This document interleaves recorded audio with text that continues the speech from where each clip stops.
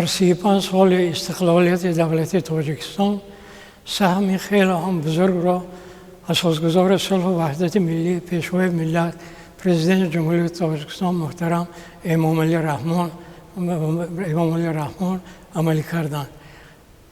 محض با تشبس‌های این ابرمرد دنیای سیاست تا دوره تاریخ نفترین تاجیکستان آغاز یافت. دولت نفترین تاجیکستان تشکل یافت. همه آن تشبس‌هایی که جناب عالی در این دوره نشان دادن این باعث آموزش و ترغیب می باشد.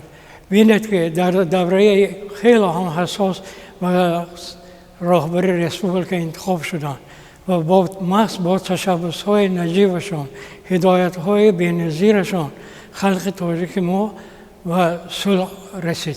یعنی صلح و وحدت ملی در تاجیکستان تنتنه کرد و وقتی که با این پدیده ها نگاه میکنید میبینید که هر یک تاش این تشبس های خود سرور دولت است. بعد اون در تاجیکستانی که از جنگ خیلی هم گوییم که خراب برآمده بود راهبری کرده و اون رو با یکی از دولت های پیشقدم در این دنیا تبدیل دادن. تشبس های پرزیدنت مملکت ما در تمام دنیا باعث دستگیری شد.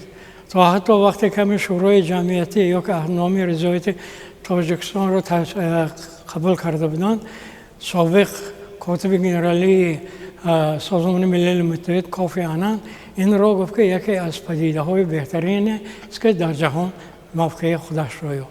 آن تشبس های سرور دولت ما که از منبر سازمان ملل متحد صدا دادند و از طرف اهل این جماعت دستگیری یافت، این کوشش‌های بین الخلقی یا که ادب‌های بین الخلقی آوید پیریخت و چیز از هم اساسی که و آخرین مراتب قبول کردن این 10 ساله بین المللی تحکیم صلح برای نسل آینده می باشد که در زمان حاضر خیلی هم با یک موضوعهای اکتوالی می باشد.